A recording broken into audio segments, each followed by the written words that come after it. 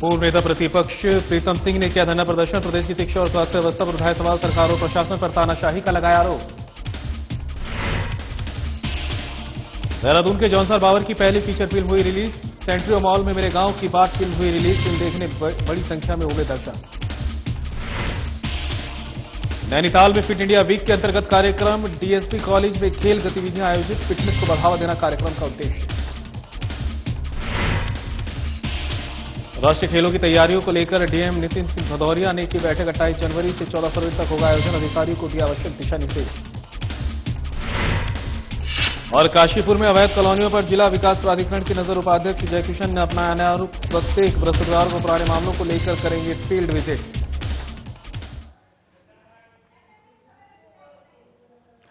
नमस्कार, देवभूमि उत्तराखंड की खबरें लेकर मैं हूं आपके साथ संदीप निरंजन सरकार। रुक कर लेते हैं खबरों का। सीएम धामी लोहाघाट पहुंचे। सीएम पुष्कर सिंह धामी ने लोहाघाट के मल्लिकार्जुन स्कूल के अनावरण समारोह में प्रतिभाग किया है। आइए अब आपका सीधा रुख कराते हैं लोहाघाट के मल्लिकार्जुन स्कूल का, जहां सीएम पुष्कर सिंह धामी कार्यक्रम में उपस्थित गणमान्य लोगों को संबोधित कर रहे हैं। अभी मैं आदरणीय हरीश जोशी जी से पूछ रहा था कि अब ये कितनी इसकी संख्या हो गई है, तो ये संख्या लगातार बढ़ती जा रही है। 8 संख्या तक पहुंच गई है। आप देख रहे होंगे वो सारा पूरा उनका एक सारा बोर्ड टंगा हुआ है। मैं इसके लिए पूरी संस्था को, जोशी जी को और उनके सभी सहयोगियों को, सबको मैं बहुत बधाई देता हूं। और इस अवसर पर ये कहना चाहता हूं कि ये केवल एक ईंट पत्थर से निर्मित एक केवल आधारभूत संरचना ही नहीं है, बल्कि ये हमारे बच्चों के लिए उज्जवल भविष्य का आधार है। अभी हमारे उद्घोषक महोदय कह रहे थे कि आने वाले समय में यहां से बच्चे विभिन्न क्षेत्रों में जाएंगे और निश्चित रूप से ये सब हमारे भविष्य हैं।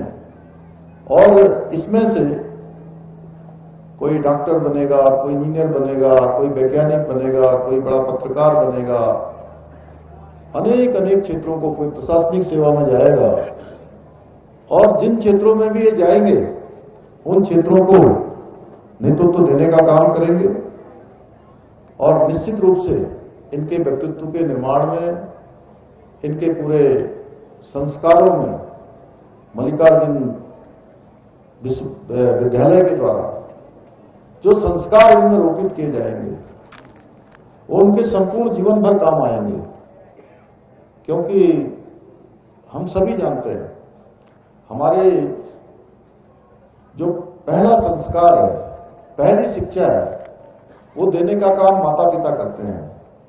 उसके बाद सारे संस्कार, उनका व्यक्तित्व कैसा होगा, उनका विकास कैसा होगा, वो किस दिशा में जाएंगे, इस दिशा को सेध देने का काम कोई करता है तो हमारे वो विद्यालय के शिक्षकगण करते हैं।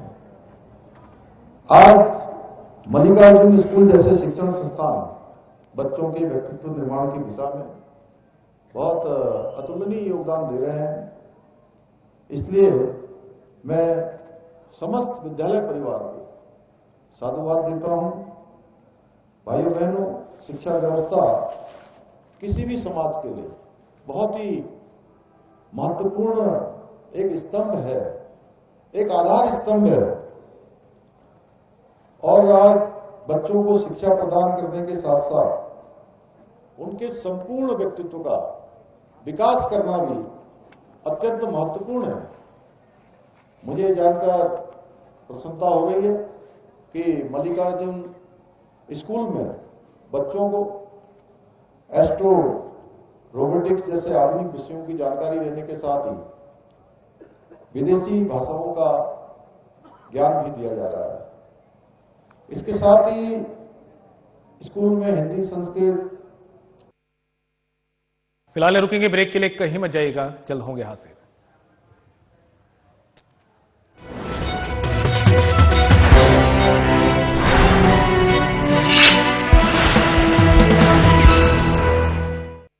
नशा करने के लिए कई लोगों द्वारा एक ही सिरिंज का इस्तेमाल करना HIV के प्रसार का एक बड़ा कारण है। प्रदेश में HIV और एड्स से डटकर मुकाबला करने और इसके प्रसार की रोकथाम हेतु बड़े स्तर पर कार्यक्रम चला रही है उत्तराखंड सरकार। राष्ट्रीय एड्स नियंत्रण कार्यक्रम के तहत उत्तराखंड राज्य एड्स नियंत्रण सोसाइटी पूरे जोरों पर अपनी गतिविधियों का संचालन कर रही है। इंजेक्शन से नशा करने वालों यानी IDU के लिए राज्य में NGO के माध्यम से लक्षित हस्तक्षेप यानी TI प्रोजेक्ट लागू किया जा रहा है। इसके तहत 7 TI NGO के माध्यम से 2000 से अधिक ऐसे लोगों की मदद की जा रही है जो इंजेक्शन से नशा करते हैं। TI कार्यक्रम के तहत इन लोगों को काउंसलिंग, HIV और syphilis screening, abscess management, needle syringe के नुकसान को कम करने वाली सेवाएं जैसी कई जरूरी सुविधाएं प्रदान की जाती हैं। नशीली दवाओं की लत के शिकार लोगों के परिजनों से मिलकर भी उन्हें मोटिवेशनल सपोर्ट दिया जाता है।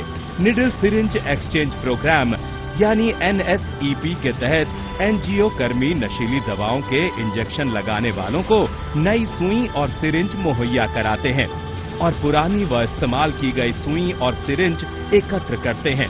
साथ ही प्रशिक्षित चिकित्सा अधिकारी की देखरेख में ओपियोइड सब्स्टिट्यूशन थेरेपी यानी OST भी दी जाती है। राज्य के सरकारी अस्पतालों में 8 OST सेंटर हैं जो देहरादून, रुड़की, हरिद्वार, रामनगर, नैनीताल, रुद्रपुर, काशीपुर और सितारगंज में मौजूद है। साथ ही 2 सैटेलाइट OST सेंटर भी हैं जो दूर दराज के इलाकों में OST की सुविधा देते हैं। इंजेक्शन से ड्रग्स का नशा छुड़ाने को हम हैं तैयार। HIV एड्स रोकथाम को तत्पर उत्तराखंड सरकार। पुरखों की सांझी विरासत, ऋषि मुनियों की परंपरा और अनुकूल वातावरण से देवस्थानम उत्तराखंड को मिला है देश और दुनिया में सबसे ज्यादा मान और बनी है आयुष और वेलनेस में बेस्ट डेस्टिनेशन की पहचान। We all came here to clean our 5 chakras and so far so good. We really enjoy it and I give my best wishes for the government of Uttarakhand. Uttarakhand सरकार का संकल्प है कि आयुष और wellness की समृद्ध प्राकृतिक और सांस्कृतिक विशेषताओं से प्रत्येक व्यक्ति को जोड़ा जाए और सर्वोत्तम सेवाएं प्रदान की जाएं। देवभूमि उत्तराखंड में 300 से ज्यादा आयुष और वेलनेस सेंटर संचालित किए जा रहे हैं जिसमें प्राकृतिक आयुष उपचार और योग प्रदान किया जा रहा है। मेरे पाँव की हड्डी भी थोड़ी बढ़ गई थी और वो पंचकर्म भी मैंने कराया है और मेरा सारा ट्रीटमेंट यहाँ पे मुफ्त हुआ है और उसमें मुझे 90% फायदा हुआ है। राज्य में पहली बार इवनिंग OPD संचालित की जा रही है जिसमें प्रकृति परीक्षण और ऋतुचर्या के अनुसार गैर संक्रामक रोगों और गंभीर बीमारियों का उपचार किया जा रहा है। मेरे को MND था, मोटर न्यूरॉन डिजीज, जिसमें मुझे नसों में झंझनाहट होती थी और मेरा राइट हैंड वर्क नहीं कर पाता था। मैं पिछले 20 दिनों से यहाँ पर मात्रावस्थी और मरम चिकित्सा ले रहा हूँ जिससे मुझे 50 से 60% रिमूव हो पा रहा है, आराम मिल पा रहा है। प्रधानमंत्री नरेंद्र मोदी के आह्वान पर इंटरनेशनल योगा डे का उत्तराखंड में सफल संचालन होता है। उत्तराखंड सरकार डिजिटल कार्यक्रम आयुर्वाणी और आयु तरंगिणी मैगजीन के माध्यम से योग और आयुष से जुड़ी जानकारी जनता के बीच पहुंचा रही है। मुख्यमंत्री पुष्कर सिंह धामी के संकल्प से आयुष और वेलनेस में निवेश के द्वार खुले हैं। सांझी विरासत को संजो रही है उत्तराखंड सरकार। आयुष और वेलनेस है स्वस्थ जीवन शैली के आधार।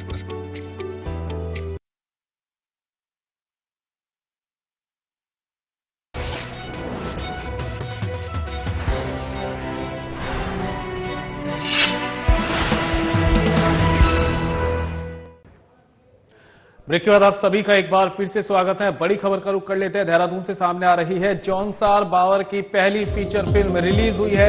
ये बड़ी खबर देहरादून के सेंट्रो मॉल में मेरे गांव की बात कल हुई थी रिलीज। पूर्व नेता प्रतिपक्ष प्रीतम सिंह ने मेरे गांव की बात फिल्म का देहरादून के सेंट्रो मॉल में किया उद्घाटन। फिल्म को लेकर लोगों में उत्साह और जुनून। फिल्म देखने बड़ी संख्या में उमड़े दर्शक। जौनसारी फिल्म मेरे गांव की बात ने बनाया रिकॉर्ड। देहरादून के सेंट्रो मॉल में कई दिनों तक हाउसफुल। फिल्म देखकर लोग हुए भावुक। मेरे गांव की बात विकास नगर में आज हुई रिलीज। जौनसारी भाषा में फिल्म का किया निर्माण। फिल्म के मुख्य अभिनेता है अभिनव चौहान। जौनसारी फिल्म मेरे गांव की बात ये एक पारिवारिक कहानी। फिल्म के जरिए जौनसार की समृद्ध संस्कृति और विरासत से होगी परिचित। ये फिल्म जौनसारी रीति रिवाज और परंपराओं पर आधारित। फिल्म में अभिनेता अभिनव चौहान का शानदार अभिनय। अभिनेता अभिनव चौहान ने अपने पापा और फिल्म के डायरेक्टर को दिया फिल्म का क्रेडिट। फिल्म के माध्यम से जौनसार बावर के कल्चर को मिलेगा प्रोत्साहन। गढ़वाली कुमाऊनी में काफी फिल्में हैं, इसलिए जौनसारी भाषा में बनाई फिल्म।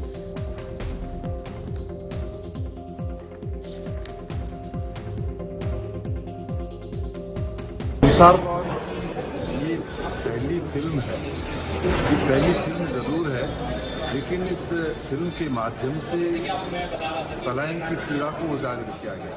फिल्म नीति 2024 है, उसमें हम लोगों ने व्यवस्था की है कि जो आंचलिक भाषा या हमें जो उत्तराखंड की लोक भाषाएं हैं, लोक भाषाओं को संरक्षण देने के लिए, संवर्धन करने के लिए और हमारी आंचलिक भाषा में फिल्में बने, इसके लिए हम लोगों ने अच्छी सब्सिडी जो 25 लाख थी उसको बढ़ाकर के 2 करोड़ तक किया। और साथ ही साथ उसके पीछे इसके निहित उद्देश्य है कि जो अलग अलग भाषाओं की हमारी फिल्में हैं, जो हमारी प्रदेश में बोली जाती हैं, उन भाषा में फिल्में बने। और मुझे खुशी है कि कुमाऊं और कुमाऊनी गढ़वाली के अलावा जौनसारी भाषा में पहली फिल्म बनी है। तो निश्चित रूप से जिन उद्देश्यों को लेकर के हम लोगों ने बनाया, उन उद्देश्यों को हम लोग प्राप्त कर रहे हैं। इसलिए फिल्में न केवल हमें एक मनोरंजन का माध्यम है, बल्कि समाज का दर्पण होती हैं, संस्कृति के संरक्षण में भी अपना योगदान देती हैं। और इस फिल्म ने काफी कुछ जो हमारे जौनसार क्षेत्र की जो परंपराएं हैं, जो संस्कृति है, जो सभ्यता है, उसको इसने समेटा हुआ है। उसके संरक्षण और संवर्धन में भी योगदान मिलेगा। सर, मूवी के बारे में ये कहना चाहूंगा कि मूवी हमारा एक फैमिली ड्रामा है और ये मूवी का मैं पूरा श्रेय 2 लोगों को देना चाहूंगा। सबसे पहला तो मेरे जो फादर हैं मिस्टर के.एस. चौहान, उनका ये सपना था, उनका ये ड्रीम था कि उनको जौनसार बावर के लिए एक ऐसी पिक्चर बनानी थी जिसको देख के सबके होश उड़ जाएं और जिसको संस्कृति प्रमोट करने का एक तरीका था जो उनको लगा कि फिल्म बनाना सबसे सही रहेगा। तो उन्होंने एक फिल्म के बारे में सोचा। और दूसरा मैं नाम लेना चाहूंगा हमारे जो डायरेक्टर सर हैं अनुज जी। इन दोनों की ही मतलब पावर है, मतलब एनर्जी है, ऊर्जा है, जिसकी वजह से आज मेरे गांव की बाट, जो कि उत्तराखंड और जौनसार बावर की सबसे पहली फीचर फिल्म है, वो बन पाई है। और यहां रुकेंगे ब्रेक के लिए, कहीं मत जाइएगा, जल्द होंगे हाथ से।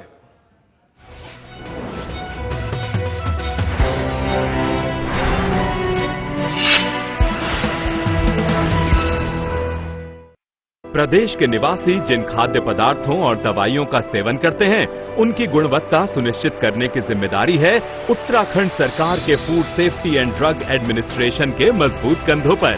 और विगत 5 वर्षों से ये जिम्मेदारी बखूबी ढंग से निभा रही है FDA। FDA का नवनिर्मित भवन सहस्त्रधारा रोड, देहरादून में मौजूद है। ये सरकारी औषधि परीक्षण प्रयोगशाला दवा के नमूनों के परीक्षण में उपयोग किए जाने वाले नवीनतम और अत्यधिक उन्नत उपकरणों से लैस है। दवा के नमूनों में माइक्रोबियल टेस्ट के लिए नए दिशा निर्देशों के अनुरूप एक नवनिर्मित, पूरी तरह सुसज्जित माइक्रोबायोलॉजी लेबोरेटरी भी स्थापित की गई है। इतना ही नहीं, खाद्य नमूनों में अवशिष्ट एंटीबायोटिक दवाओं, कीटनाशक और भारी धातुओं का पता लगाने के लिए GCMS, ICP-MS, LC-MS जैसे उच्च स्तरीय उपकरण भी state food and drug testing laboratory में लगाए गए हैं। FDA समय समय पर बाजार से खाद्य पदार्थों और दवाओं के सैंपल एकत्र कर उनकी बारीकी से जांच करती है, ताकि प्रदेशवासियों की सेहत से ना हो कोई समझौता। 2022-23 में 460 सैंपल में से 80 सैंपल गुणवत्ता टेस्ट में फेल हुए। ड्रग्स कंट्रोल विंग ने नियम तोड़ने वालों पर कार्रवाई करते हुए TNC एक्ट के तहत 6 और NDPS एक्ट के तहत 8 मुकदमे दर्ज किए और 36 आरोपियों को गिरफ्तार किया।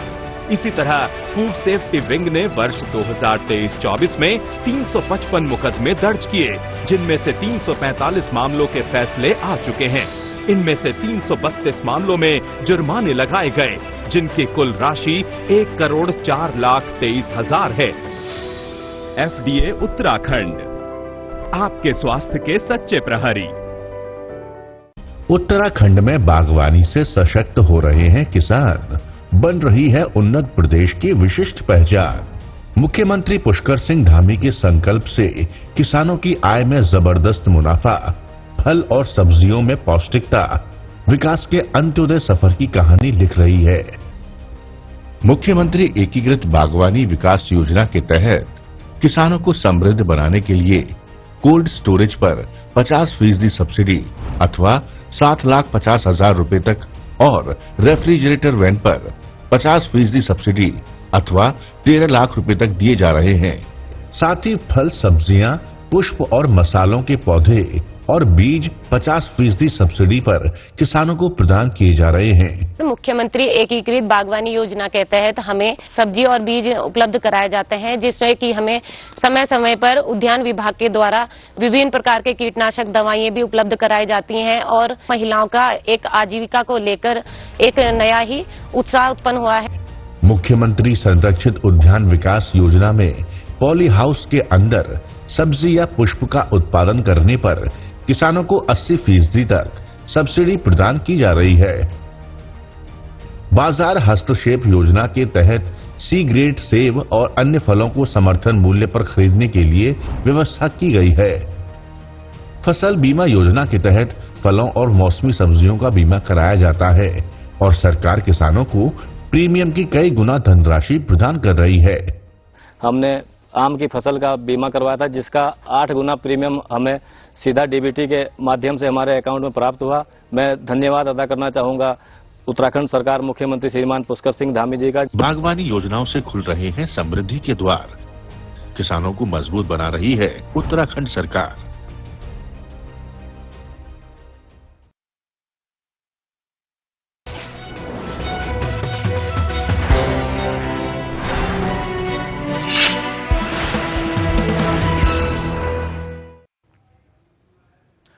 ब्रेक के बाद आप सभी का स्वागत है। खबरों में आगे बढ़ते हैं। नैनीताल के कुमाऊं विश्वविद्यालय द्वारा आयोजित कराई जा रही फिट इंडिया वीक के अंतर्गत विभिन्न खेल गतिविधियां डीएसबी कॉलेज में आयोजित की गई। इस दौरान कुमाऊं विश्वविद्यालय के निदेशक प्रोफेसर डॉक्टर ललित तिवारी ने बताया कि कुमाऊं विश्वविद्यालय नैनीताल द्वारा 3 से 9 दिसंबर 2024 तक फिट इंडिया वीक 2024 के अंतर्गत प्रतिभागियों के बीच शारीरिक और मानसिक फिटनेस को बढ़ावा देने के उद्देश्य से कई गतिविधियों का आयोजन किया गया। ये पहल फिट इंडिया मूवमेंट के उद्देश्यों के अनुरूप है, जो विद्यार्थियों को फिटनेस कार्यक्रम के माध्यम से स्वस्थ जीवन शैली अपनाने के लिए प्रोत्साहित करता है।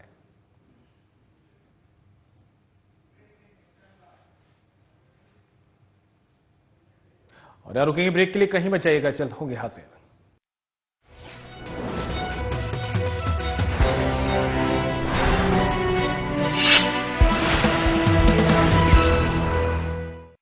करने के लिए कई लोगों द्वारा एक ही सिरिंज का इस्तेमाल करना एचआईवी के प्रसार का एक बड़ा कारण है।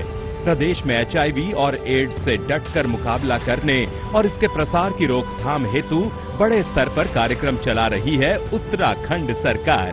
राष्ट्रीय एड्स नियंत्रण कार्यक्रम के तहत उत्तराखंड राज्य एड्स नियंत्रण सोसाइटी पूरे जोरों पर अपनी गतिविधियों का संचालन कर रही है। इंजेक्शन से नशा करने वालों यानी आईडीयू के लिए राज्य में एनजीओ के माध्यम से लक्षित हस्तक्षेप यानी टीआई प्रोजेक्ट लागू किया जा रहा है। इसके तहत 7 टीआई एनजीओ के माध्यम से 2000 से अधिक ऐसे लोगों की मदद की जा रही है जो इंजेक्शन से नशा करते हैं। टीआई कार्यक्रम के तहत इन लोगों को काउंसलिंग, एचआईवी और syphilis screening, abscess management, needle syringe के नुकसान को कम करने वाली सेवाएं जैसी कई जरूरी सुविधाएं प्रदान की जाती हैं। नशीली दवाओं की लत के शिकार लोगों के परिजनों से मिलकर भी उन्हें मोटिवेशनल सपोर्ट दिया जाता है। निडल सिरिंज एक्सचेंज प्रोग्राम यानी एनएसईपी के तहत एनजीओ कर्मी नशीली दवाओं के इंजेक्शन लगाने वालों को नई सुई और सिरिंज मुहैया कराते हैं और पुरानी व इस्तेमाल की गई सुई और सिरिंज एकत्र करते हैं। साथ ही प्रशिक्षित चिकित्सा अधिकारी की देखरेख में ओपियोइड सब्स्टिट्यूशन थेरेपी यानी ओएसटी भी दी जाती है। राज्य के सरकारी अस्पतालों में 8 ओएसटी सेंटर हैं, जो देहरादून, रुड़की, हरिद्वार, रामनगर, नैनीताल, रुद्रपुर, काशीपुर और सितारगंज में मौजूद है। साथ ही 2 सैटेलाइट ओएसटी सेंटर भी हैं, जो दूर दराज के इलाकों में ओएसटी की सुविधा देते हैं। इंजेक्शन से ड्रग्स का नशा छुड़ाने को हम हैं तैयार। एचआईवी एड्स रोकथाम को तत्पर उत्तराखंड सरकार।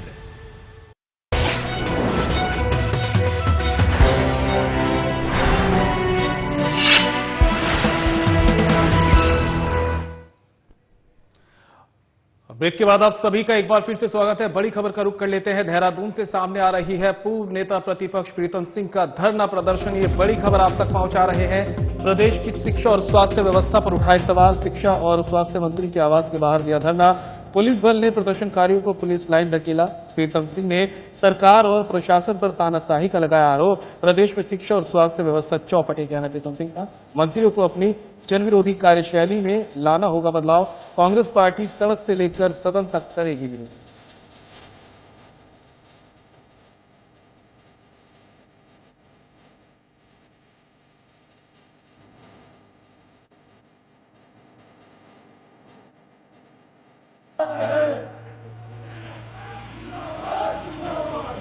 जिंदाबाद